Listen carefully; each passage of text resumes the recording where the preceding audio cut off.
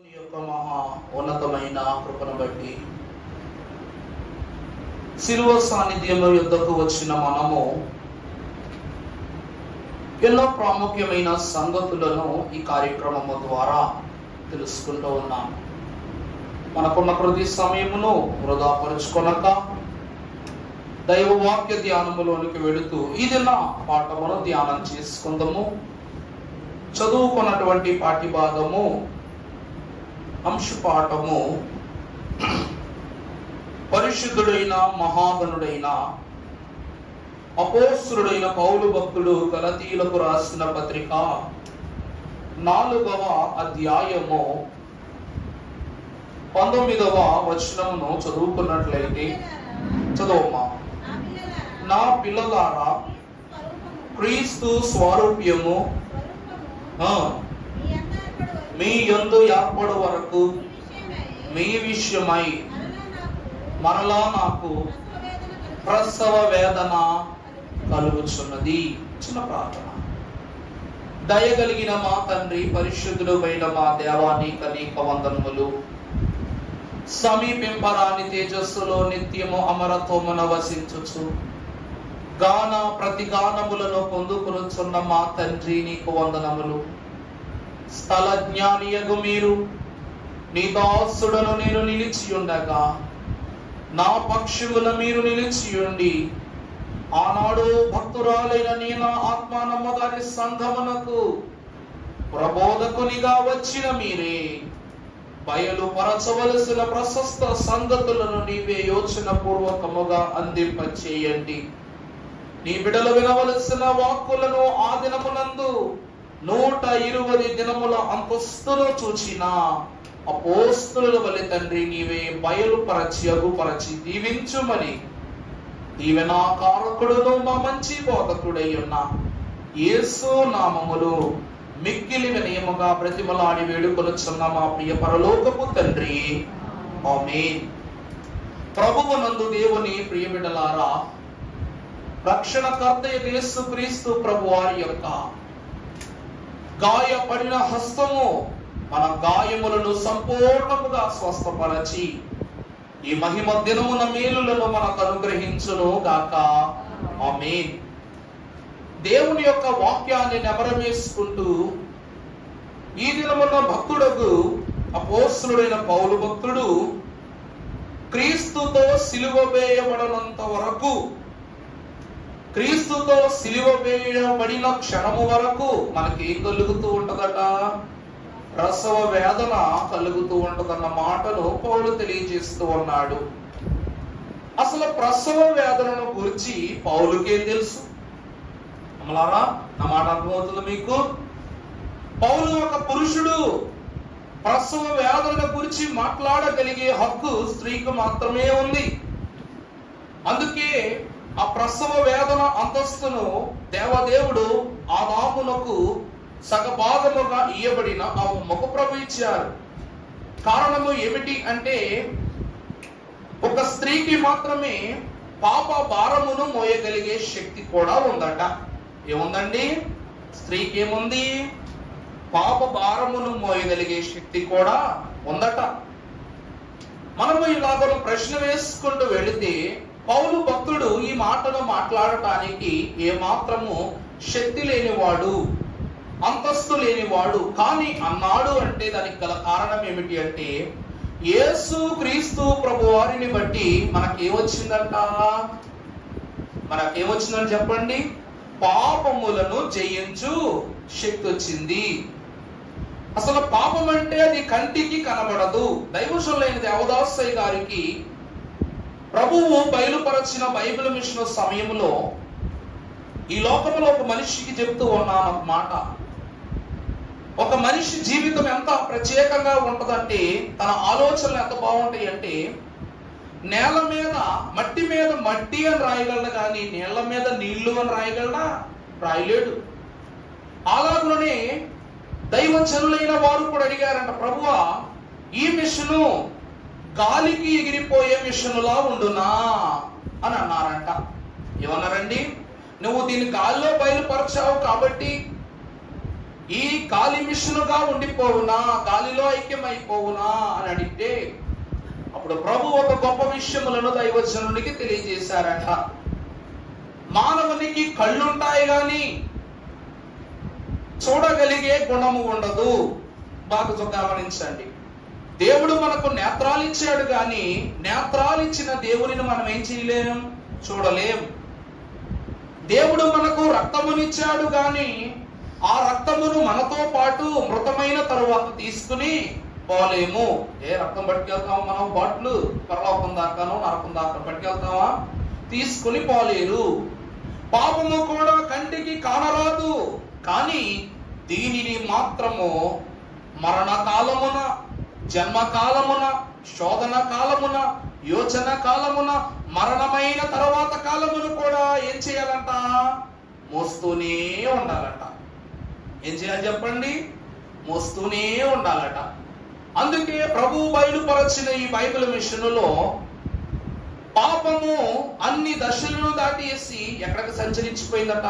గాలిలోని కలిసిపోయిందట. అంటే మానవుడు పీల్చే ఊపిరి కూడా పాపమయమైపోవడంతో గాలిలో ఏదైనా చెడు వాసన వచ్చిందనుకోండి, వెంటనే మనం ఏం చేస్తాం? ఇంట్లో రూమ్ స్ప్రే తీసుకుని ఏం చేస్తాం? ఆ ప్లేస్ అంతటినీ శానిటైజ్ చేసుకుంటాం. అంటే మంచి సువాసన కొరకు మనం ఏం చేస్తాం? ఎయిర్ స్ప్రే కొడతాం. ఆ రీతిగానే దేవదేవుడు కూడా పాపము అనే స్థితితో కలుషితమైపోయిన యావత్ లోకమును గాలి సంచారము చేయని స్థలము ఈ భూమి యందు ఎక్కడా ఉండదు. నీళ్ళలో బ్రతుకుతున్నాయి కదా అని చేపలకు గాలి అవసరం లేదయ్యా అంటే గాలి కావాలి. అగాధములో జీవిస్తున్నారు, పనిచేస్తున్న వారికి గాలి కావాలి. అగ్ని రగలాలంటే గాలి కావాలి. నీరు ప్రవహించాలంటే గాలి కావాలి. చెట్లు ఫలించాలంటే గాలి కావాలి. మానవుడు ఊపిరి శ్వాస పీల్చుకోవాలంటే ఏం కావాలి? గాలి కావాలి. ఇలాగున గాలి స్థితి తగిలిన ప్రతి ఒక్కదానికి పాపము ఎలా పట్టుకుందంట? వదలని మట్టు వలె పట్టుకుందట. అందువలన గాలిలో కలిసిపోయిన పాపమును సంపూర్ణముగా నశింప చేయటానికి ఈ మిషనును పంపించి మీకు అప్పగిస్తూ ఉన్నాను ప్రభు అన్నారట. దేవుని వాక్యాన్ని బట్టి చూస్తే ప్రసవ వేదన అనే ప్రశ్న మనం వచ్చినట్లయితే అవ్వమ్మకు తెలుసు. కయ్యూనును మోసింది, హేబేలును మోసింది, ఆమె తెలుసంట. ఆమె యెహోవా దయ వలన ఏం సంపాదించుకుంది? మనుష్యుని అనగా ఒక కుమారుని సంపాదించుకుంది.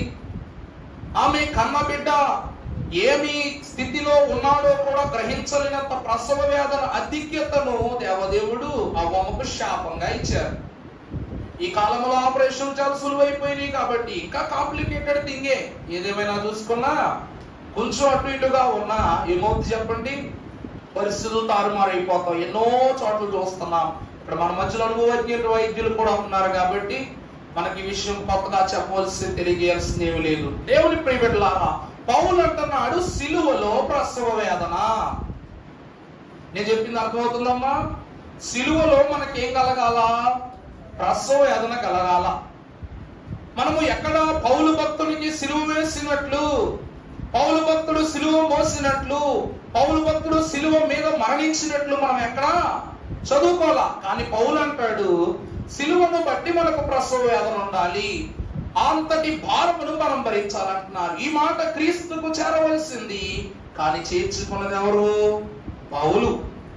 పౌలు భక్తుడు ఎవరై అంటే సంఘ నాయకుడు. పౌలు ఎవరు చెప్పండి? సంఘ నాయకుడు.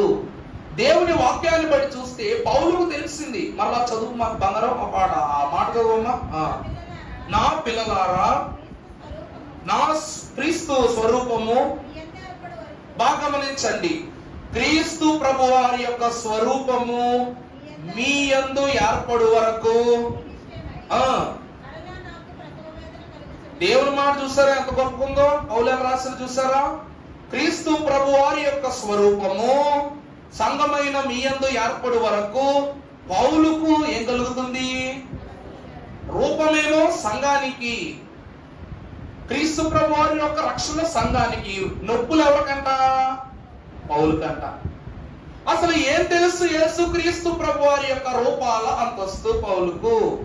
ఏం తెలుసు సంఘము యొక్క అంతస్తు? దేవుని వాక్యాన్ని బట్టి చూస్తే 1 కొరింథీయులకు రాసిన పత్రిక 1వ అధ్యాయము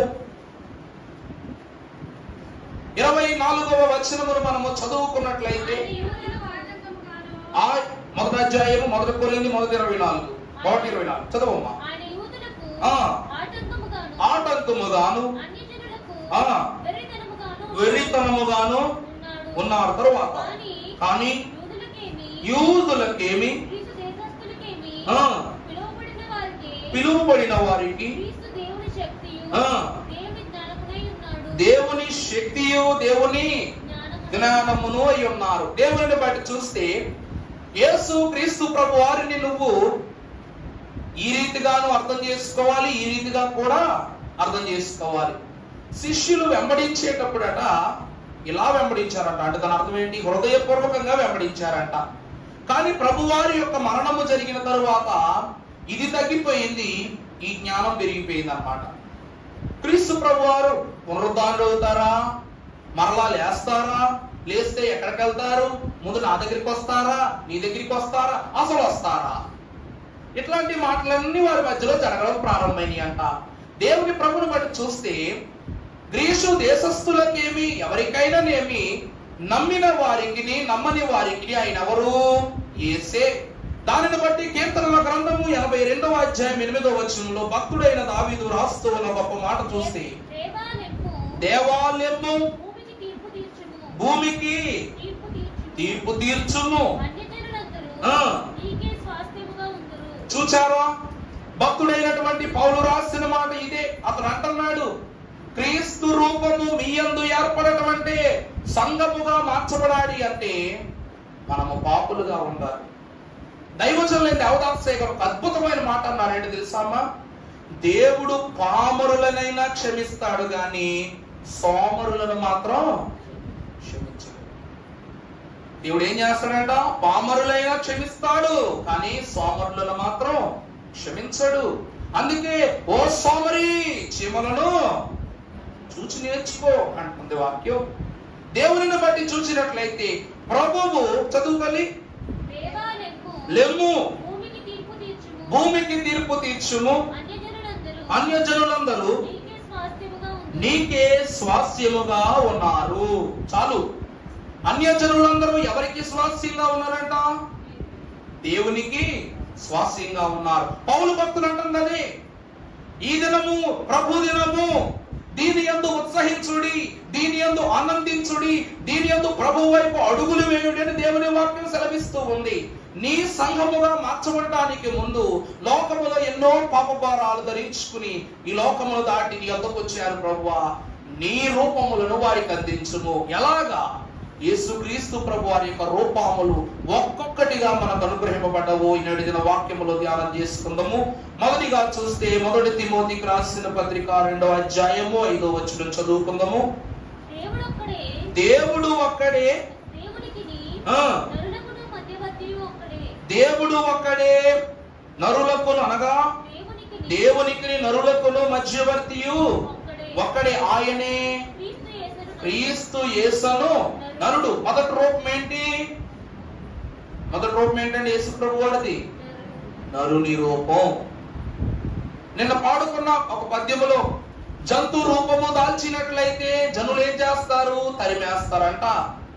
దేవదూతల రూపము ధరించుకుని వచ్చి ఉంటే అమ్మో భూతము అని భయపడిపోతారట. అలాగని దేవుడుగానే వద్దాము అంటే భస్మమైపోతారట. అందుకే ఎలా వచ్చారు ప్రభువు? నరునిగా వచ్చినట్లుగా దేవుని వాక్యంలో చూస్తున్నాం. దేవుడు ఒక్కడే, దేవుడు దేవునికి నరులకును మధ్యవర్తిను ఒక్కడే. ఇక్కడ ఒక్కడే కనబడుతున్నారు. ఆయనే వాక్యముగా, ఆయనే శరీరధారిగా, ఆయనే కృపా సత్య సంపూర్ణునిగా ఈ లోకమునకు మన నిమిత్తం వచ్చారు. ఆయనే క్రీస్తు నరుడు. ప్రభునందు ప్రియులారా, యేసు క్రీస్తు ప్రభు వారి యొక్క రూపమే మనకు ఇవ్వబడింది. ఎలాగున అంటే ఫిబ్రిలకు రాసిన పత్రిక 2వ అధ్యాయము 14వ వచనములో మనము చదువుకున్నట్లయితే, కాబట్టి గలవారైనందున ఆ ప్రకారమే అనగా అపవాదిని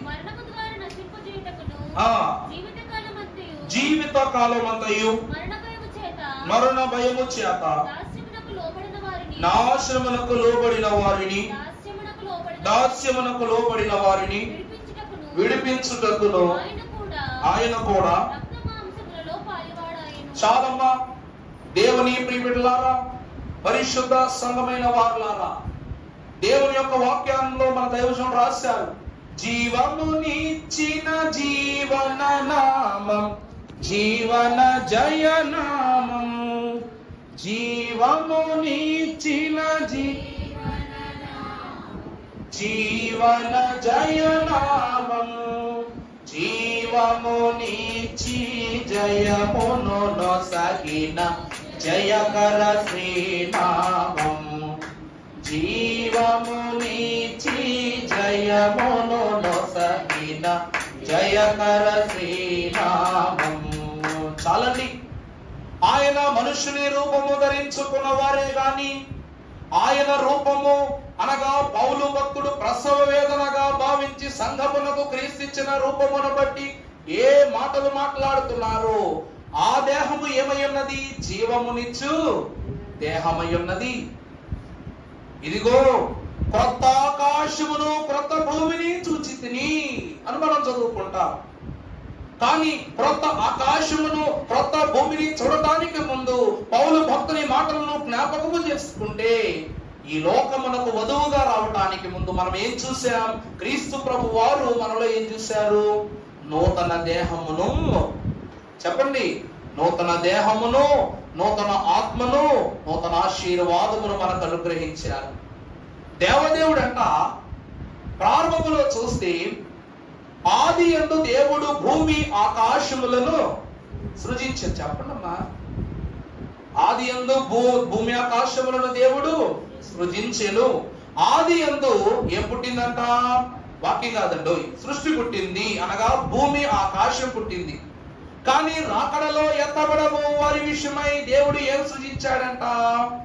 ఈ రూపమును చాలింపజేసి నూతన రూపమును అనుగ్రహించాడంట. అంటే రేపటి క్రొత్త ఆకాశమును క్రొత్త భూమిని చూచుటకు ఆ కాలమునతో మొదట సృష్టిని చేస్తే, ఇప్పుడు క్రొత్త సృష్టి కొరకు ఎవరు తయారు చేసినట్ట? దేవుడు విశ్వాసిని తయారు చేసి, అనగా మహిమ గల దేహముతో ఉన్న తన యొక్క పరలోక రాజ్య వారసులను దేవుడు తయారు చేశారంట.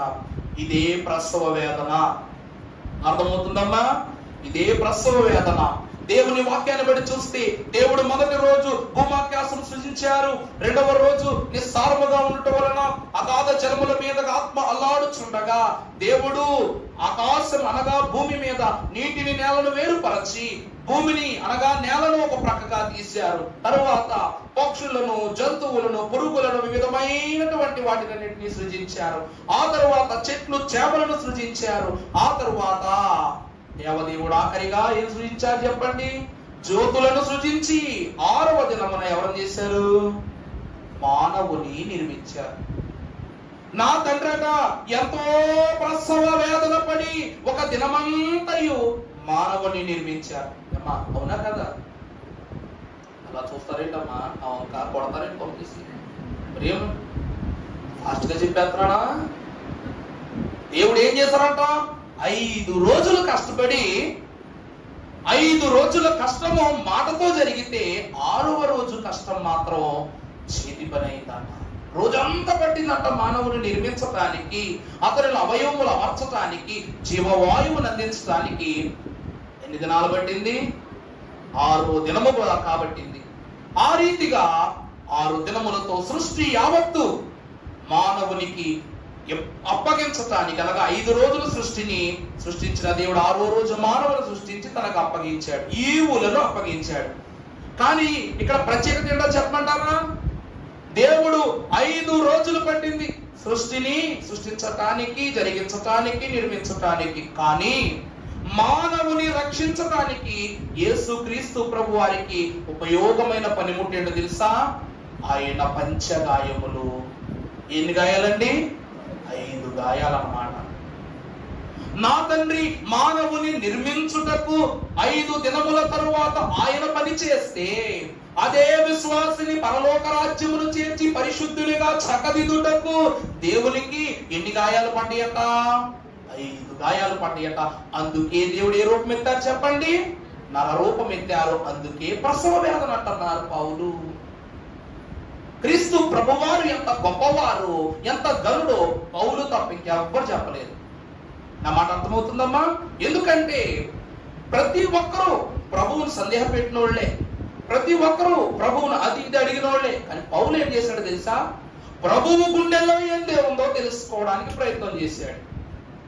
అందుకే దైవజనులు కూడా అన్నారు, పౌలుకి ఇవ్వచ్చు కదా నాయన బైబిల్ మిషన్ అంటే, పౌలుకు ఏనాడో సంఘ బాధ్యత ఇచ్చాను నేను అన్నారంట. నేను చెప్పింది అర్థమవుతుందమ్మా?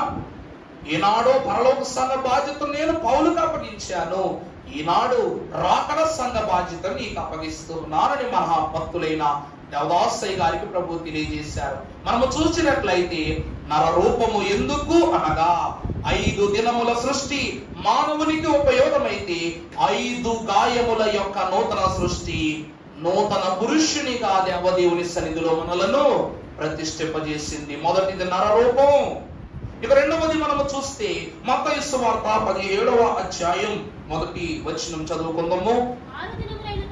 తరువాత యాకోబును అతని సహోదరుడైన వెంట పెట్టుకుని ఎత్తైన కొండ మీదకు ఏకాంతముగా పోయి. చాలండి. దేవుడు ఏం చేస్తారంట ఇక్కడ మనం బాగా గమనించాలి. ఎవరెవరిని వెంట పెట్టుకుని వెళ్ళారు? మరలా చదువమ్మా. యేసు, మొదట ఎవరు? పేతురు, రెండోది యాకోబును, యోహానును ఎత్తైన కొండ మీదకు ఏకాంతముగా పోయి వారి ఎదుట రూపాంతరము పొందెను. దేవుని ప్రియబిడ్డలారా, అయ్యగారు ఈ ముగ్గురునే తీసుకెళ్లాలా? మిగిలిన శిష్యులు కదా, ఫిలిప్పు ఉన్నాడు, అరిమత్తయి ఉన్నాడు, ఇట్లా 1,000 మంది శిష్యులు. ఇక తదితరుగా సుమారు మనం చూసుకుంటే 9 మంది శిష్యులు ప్రభువుకు ఉన్నారు. మరి వారిని ఎందుకు వెంట పెట్టుకుని వల్ల వీరిని తీసుకుని వెళ్ళి వీరి ఎదుటే రూపాంతరం పొందుకోవాలని ప్రభు ఎందుకు ఆశపడ్డారు అంటే, మొదటిగా పేతురు సంఘ నాయకుడు. మొదటగా పేతురు ఎవరండి? సంఘ నాయకుడు. రెండవది యాకోబు.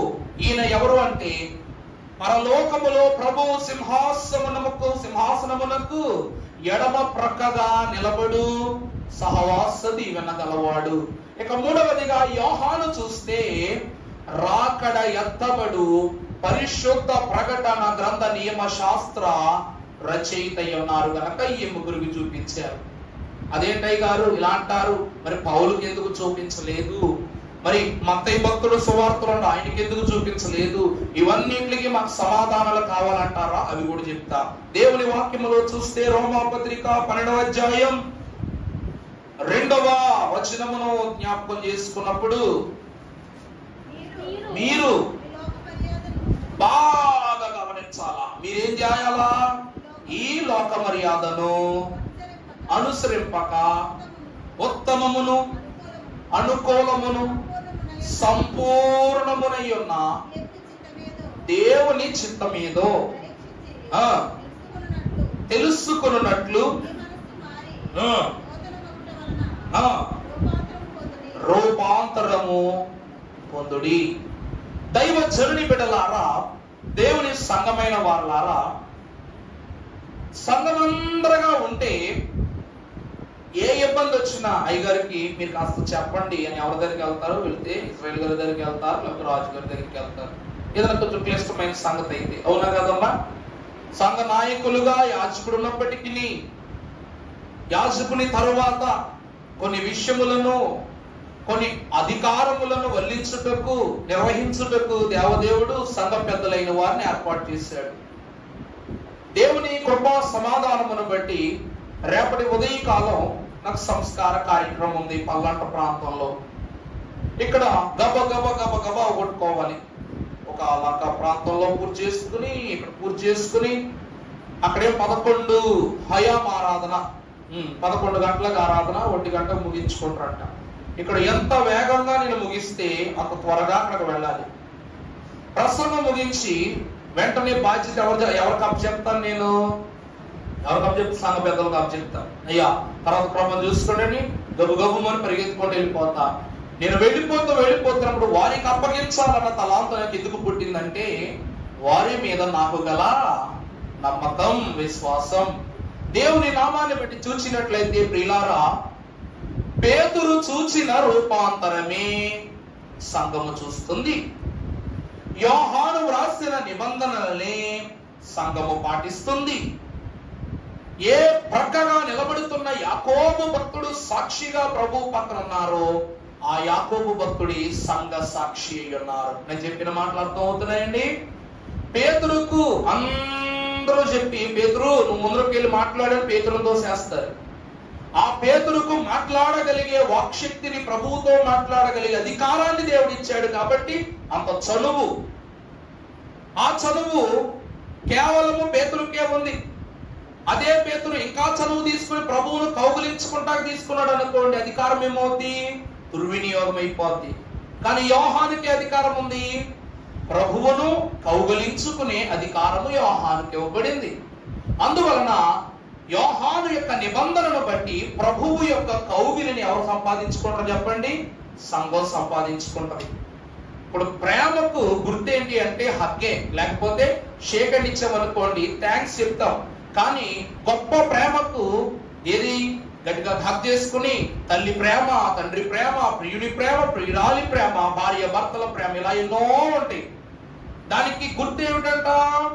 హగ్ చేసుకోవడం, కౌగులించుకోవడం. దేవుని కౌగులించుకున్న ద్వారా యోహాను మరొక రూపాంతరాన్ని సంపాదించుకున్నాడు.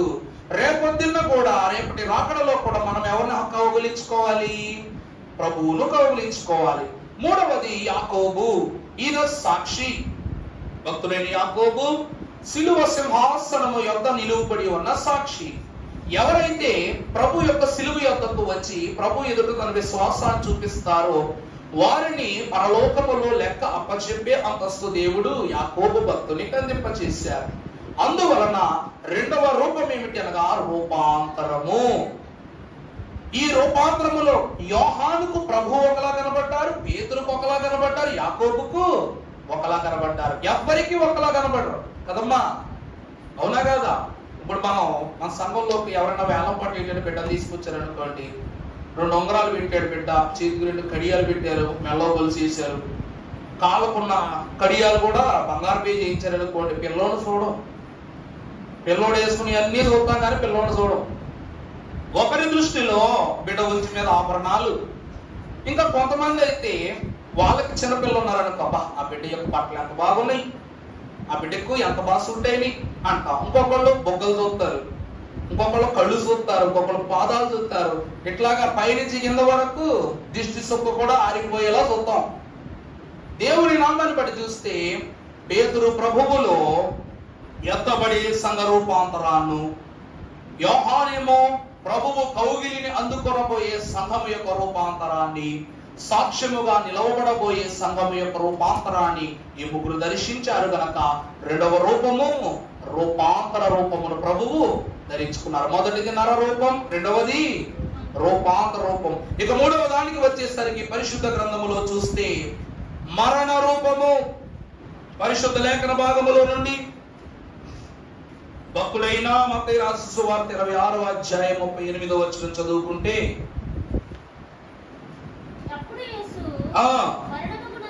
మరణము అగునంతగా బహుదుఃఖములో మునిగి ఉన్నది. మీరు ఎక్కడ నిలిచి నాతో కూడా మెలకువగా నుండుడని వారితో చెప్పి సాగిలపడి, నా తండ్రి ఈ గిన్నె నా యొద్ద నుండి తొలగిపోనిమ్ము. చాలమ్మా తల్లులారా, దేవుని ప్రియబిడ్డలారా, ఒక మాట, ప్రభువు చనిపోయాక సిలువ వేశారా? సిలువు మీద చనిపోయారా? బాగా దృష్టి చెప్పండి. బాగా ఆలోచించి చెప్పండి. సిలువ మీద చనిపోయారా? ఆయన చనిపోయినాకే సిలువేశారా? అమ్మా, ఒక పరిశుద్ధమైన మాట మనం చూస్తే భక్తుడైన పౌలు హెబ్రీకి రాసిన పత్రిక 12వ అధ్యాయం 4వ వచనం చదువుకుంటే, మీరు పాపముతో పోరాడుటలో రక్తము కారునంతగా ఇంకా దానిని ఎదిరింపలేరు. చాలండి. మీరు దేనితో పోరాడాలి? ఇప్పుడు దేనితో పోరాడాలండి? చదువు, మళ్ళా చదువు, ఇలా అర్థం కాలేదు. చదువు, మళ్ళా గట్టి చదువు. మీరు పాపములతో పోరాడుటలో చాలండి. మీరు పాపములతో పోరాడేటప్పుడు రక్తము కారునంతగా మీరు ఏం పొందాలా? శ్రమను పొందుకోవాలి. కానీ ఇక్కడ మన ప్రభువు రక్తము పొందుకొనుటకు ముందు రక్తము వలె తన చెమటంతయు గెత్సెమనే వనములోనే విడిచిపెట్టేశారు కదా. ఇంకేముంది? దేవుని వాక్యాన్ని బట్టి భక్తులు అంటారు, ఆఖరి పోటుతో యేసుక్రీస్తు ప్రభు వారు హతమైపోయి నిర్ధారణ చేస్తున్నప్పుడు శరీరంలో చేయి కారిందంట, నీరు కారిందంట. కానీ గెత్సెమనే ప్రార్థనలో ఏ బల్లెపు పోటు ఆయనకు తగలనప్పటికీ ఆయన రక్తమంతా చెమట రూపమున నీరుగా అక్కడే కారిపోయిందిగా. ఇంకెక్కడ కార్పడే ఉంది. ఆయన ఎప్పుడైతే సిలువనెత్తుకోవాలని నిర్ణయించుకున్నారో, ఆయన గెత్సెమనే వనములో ప్రసవ వేదన పడుటకు నిర్ణయించుకున్నారో, ఆ గిన్నెను నా యొద్దను తొలగించుమని ప్రభువుకు చెప్పి నీ ఇష్టమైతే అని భావించి దాన్ని తాగివేశారు. అప్పుడే మరణం వచ్చేసింది. పాపము వలన వచ్చు జీతము మరణం. ప్రభువు పాపము చేయలేని వారే, కానీ పాపమును ఎత్తుకున్న వారేగా. యజమానుడు ఎత్తుకున్నా బరువే, కూలివాడు ఎత్తుకున్నా బరువే. బరువు ఎవరికైనా బరువే. మన నాయకుడు, మన పరిశుద్ధుడకు దేవదేవుడు యొక్క కుమారుడు యేసుక్రీస్తు ప్రభు వారు కూడా ఆ పాపమును ఆయన ఎత్తుకొనుట ద్వారా నర రూపమును బట్టి బలహీనుడయ్యారు. ప్రభు అన్నారు ఒక మాట, ఆయన సిలువ మీద నీకు రక్షణ ఇవ్వలా. పరిశుద్ధుడకు దేవదేవుడు సంస్కారపు దినమునే నీకు దీవెనిచ్చేశాడు, రక్షణ ఇచ్చేశాడు. బాగా గుర్తుపెట్టుకోండి. అందుకే చాలా హ్యాపీగా పడుకున్నారు గెత్సెమనే తోటలో.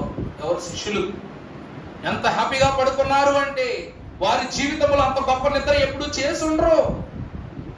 అవి ముళ్ళకు ఉన్నటువంటి ప్రాంతం. ఇక్కడ యెరూషలేము వెళ్ళిన వారికి తెలుసు, ఎస్తేరాణి గారు వెళ్ళారు అనుకోండి బహుశా. గెత్సెమనే తోటలో సదునైన పొదునైన ముళ్ళు కనబడతాయి. ఆ ప్రాంతంలో చాలా జాగ్రత్తగా నడవాలి. అక్కడ ఉన్నటువంటి చెట్ల యొక్క ముళ్ళు గుచ్చుకుని అంటే సెప్టిక్ అయిపోతుంది అన్నమాట.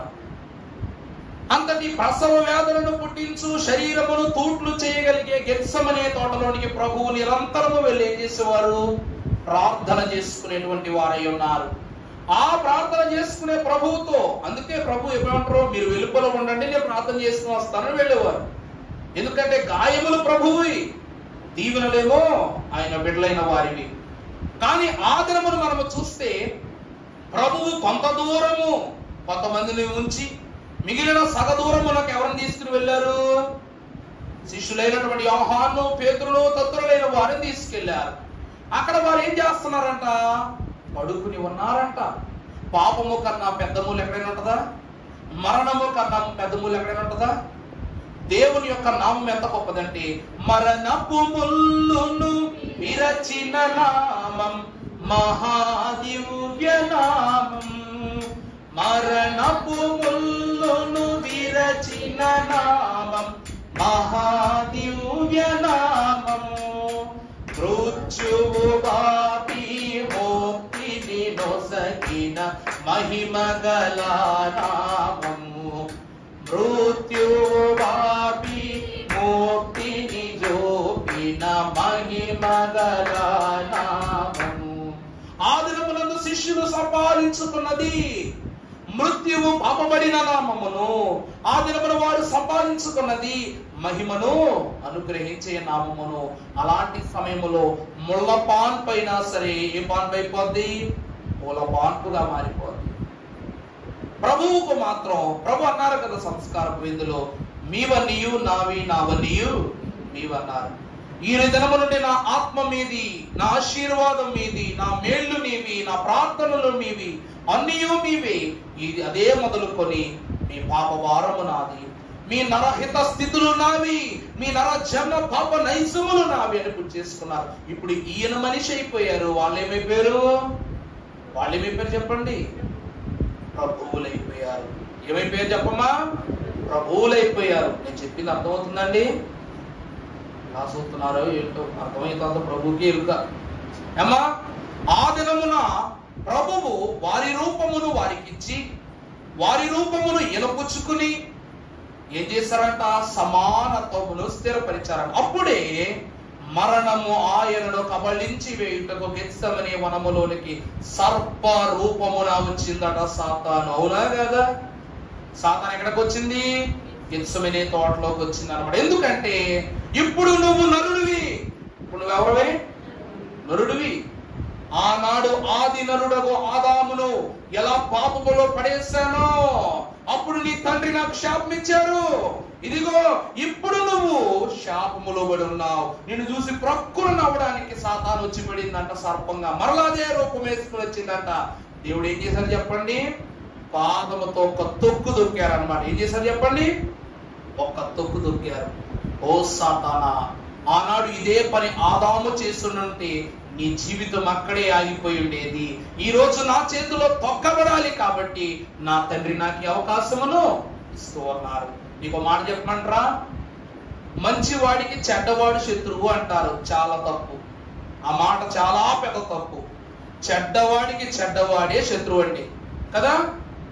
వాడు ఎప్పుడు మీతో ఎలా ఉంటాడో తెలియదు, ఏ క్షణాలు మారిపోతాడో తెలియదు. శత్రువుకు శత్రువు ఎవరంటే మిత్రువుగా పనిచేయాలనుకునేవాడే. ఎవరండి శత్రువుకు శత్రువు? ఎవరంట? చెడు స్నేహము చెడు స్నేహమునే పాడు చేస్తుంది. మంచి స్నేహమును పాడు చేసినప్పటికీ ఏదో ఒక దినాన మంచి పుంజుకుంటుంది. కానీ రెండు అనగా మన ప్రెసిడెంట్ అయ్య గారు చెప్పారు. ఏమిటది? మనం సభలకు వచ్చినప్పుడు విన్నాం ఈ ప్రసంగం. ఎక్కడో గడియార స్తంభంలో గంట సెట్ చేసేవాడంట వచ్చి షాపులో చూసి టైం సెట్ చేసుకుని వెళ్ళి గడియార స్తంభం దగ్గర టైం పెట్టేవాడంట. వాడికి డౌట్ వచ్చి, రే ఎవడరా నువ్వు ప్రతిరోజు నా షాప్ దగ్గరికి వస్తున్నావు, చూస్తున్నావు, టైం ఏదో చూసుకుంటున్నావు, ఎవడరా నువ్వు అని అడిగితే, నేను కరెంట్ ఆ యొక్క గడియార స్తంభం ఆపరేటర్ని, ఇక్కడ టైం చూసి నేను అక్కడ టైం పెడుతున్నాను అన్నాడంట. ఓ రీడి పాస్ కాదు, ఎవడరా నువ్వు? నేను అక్కడ టైం చూసి ఇక్కడ టైం పెట్టుకుంటున్నాను రా అన్నాడంట. అటేది సన్నాసి రాసుకుంటే బూడిది రాలింది అన్నారు అయ్య గారు. నిజమే. దేవుని వాక్యాన్ని బట్టి చూచినట్లయితే ప్రియులారా, సహవాసము చెడ్డదైతే దానికి చెడు సహవాసమే తోడవదు తప్ప మంచి సహవాసం తోడవదు. మంచోడు మంచోడునే వెతుక్కుంటాడు, చెడ్డోడు చెడ్డోడునే వెతుక్కుంటాడు. ఆ రీతిగానే మనం చూసినట్లయితే ఇప్పుడు నువ్వు పాపములో పడిపోయావు కాబట్టి సాతాను వికరిస్తుందంట. ఇదిగో నాకు వచ్చిన శాపము ఇప్పుడు నీకొచ్చిన శాపం ఒకటైపోయింది, ఇక మనం ఇద్దరము ఒకటే అంటూ ఉంటే ప్రభు ఏమన్నారు? ఒక్క తొక్కు దొక్కారంట. మరణము కలుగునంతగా ఆయన ప్రసవ వేదన పడుచున్నప్పటికీ మరణపు ముళ్ళును తొక్కేశారు దేవదేవుడైన పాదాలతో. అవును, ఇందులను బట్టి మీరు ప్రసవ వేదన పొందాలంటున్నారు. అదే కదా మాటలో రాసింది. అమ్మ మళ్ళా చదువునా 12వ అధ్యాయం హెబ్రీ పత్రిక 4వ వచనం. మీరు పాపముతో బాగా చూడండి అమ్మా, మీరు పాపములో ఉన్నవారే, పాపి అనిపించుకున్న వాళ్ళే. మీ జీవితంలో పాపమునకే ప్రాముఖ్య స్థానం ఉంది. అయితేనే చదువుతలే మీరు పాపముతో పోరాడే విషయంలో మాత్రం రక్తము కారునంతగా ఇంకా దానిని ఏం చేయాల? దేవుడు ఎందుకు ప్రసవ వేదన పడుతున్నారు? అర్థమైందా? మీరు పాపములో పడ్డారని బాధపడుతున్నారు కానీ దీనిని ఎలా విడిపించుకోవాలి, దీనిని ఎలా అణగద్రొక్కాలని మీరు ప్రయత్నం చేయటంలే. అందుకే ప్రభు ఏం చేస్తున్నారంట? నిన్ను బట్టి బాధపడుతున్నారు. ఆయన నరునిగా వచ్చింది కేవలము నీకు రక్షించి వెళ్ళిపోవడానికి కాదు. నేను నీలాగే నరుడిలా పుట్టాను, నరుడిలా జీవించాను, నరుడిలా మరణం పొందాను, నరుల రూపమును విడిచిపెట్టి మహిమ రూపాన్ని సంపాదించుకున్నా. ఆ సమయంలో నేను పాపాన్ని ఎలా నగదొక్కానో ఆ శక్తి కూడా మీలో ఉంది. అందుకే కదా దేవుని ప్రేమ ఇదిగో జనులారా భావంబులను తెలియరి కేవలము నమ్ముకొని నా పరలోక జీవంబు మనకు అప్పును. దేవుడు ఇక్కడికి ఎందుకు వచ్చారు అంటే భూమి మీద పరలోకపు అలవాట్లు తెలియజేయడానికి. అందుకే మరణ రూపం, అందుకే పునర్జీవన రూపం. దీని తర్వాత ఇంకో 3 రూపాలు ఉన్నాయి. ఈస్టర్ సంబంధించి ఇప్పుడు చెప్పేశారంటే ఈస్టర్ పండుగ ఈ రోజు అనుకుంటారు మీరు. దేవుని ప్రియబిడ్డలారా, దేవుడు 3 రూపములను ధరించారు. మొదటిది నర రూపము, ఆ రూపమే మనము ధరించుకున్నాం. ఆయన వలె ఆయన గాయములలో శుద్ధి చేయబడ్డాం. రెండవది రూపాంతర రూపము. ఎలాగ పేతురు క్రీస్తు ప్రభువారి సంఘ సిద్ధపాట్లు ఉన్నట్టు మనం సిద్ధపడుతున్నాము, యోహాను కౌగిలి కోరుకున్నట్లు మనం కోరుకుంటున్నాము, యాకోబు సాక్షిగా ఉన్నట్లు మనం సాక్షులు మోదాం అనుకుంటున్నాము. అది తెలియజేయుట నిమిత్తం పునరుద్ధానములో దేవుడిచ్చు రూపాంతరం అంతస్తుస్తారు ప్రభు. మూడవది మరణం. పుట్టుటను బట్టి గొప్ప సంగతి కాదు గాని వాక్యం అన్నట్లు ఒకరి జన్మదినము కన్నా మరణ దినమే మేలు. ఎందుకు మేలు అంటే క్రీస్తు మరణము ద్వారా మనకు జన్మ వచ్చింది కాబట్టి. మన జన్మము గొప్పది అని చెప్పాలంటే మరణించాలి. ఆ మరణము పరలోకమునకు ప్రతిష్ఠితముగా అనుగ్రహించాలి దేవదేవుడు. అట్టి దీవెనతో దేవదేవుడు పడిన ప్రసవ వేదన అంతయును మనము ఈ శిలువ శ్రమల ధ్యాన దినములలో పడి మన పాపములను గెత్సెమనీ వనములో ప్రభు సర్పమును అనగద్రొక్కినట్లుగా మనమును మన పాపమును మన పాదముల క్రింద వేసి త్రొక్కగలిగే శిలువ శక్తిని దేవుడు మనకు అనుగ్రహించును గాక. ఆమేన్. పరిశుద్ధుడైన మా తండ్రి, నీకు అనేక వందనములు. దానకర్తయగు మీరు, జ్ఞానకర్తయగు మీరు, మహిమకర్తయగు మీరు మాలో మిళితమైన నీ విశ్వాస స్థితులను ఉజ్వల పూరితముగా తండ్రి మీరే విస్తరింప చేయండి స్వామి. నీకే స్తోత్రములు. మేము విన్న వాటిని, కన్న వాటిని, దర్శించిన వాటిని, ధ్యానించిన వాటిని, నెమరవేసుకున్న వాటిని అన్నింటినీ నాయన నీ శిలువ సాక్ష్యముగా మార్చివేసి నీవే నీ సన్నిధిలో మమ్మలను యాజకులనుగా, నమ్మకస్తులనుగా, విశ్వాసులుగా, మహిమ దేవులుగా చేర్చుకొనమని నీ ప్రసవ వేదనని 40 దినములు మేము అనుభవించి ఆ అనుభవములోని మహిమానుభవమును సంపాదించుకుని ధన్యత దయచేయమని శిలువ రూపదారుడై ఈ లోకమునకు వచ్చి మమ్మలను మహిమ రూపదారులుగా మార్చిన యేసు నామములు మిక్కిలి వినయముగా బ్రతిమలాడి వేడుకొనుచున్న మా ప్రియ పరలోకపు తండ్రి. ఆమేన్. ప్రభువు సకలాభీష్ట నెరవేర్పులను మీకు దయచేసి మిమ్మలను దీవించును గాక. ఆమేన్.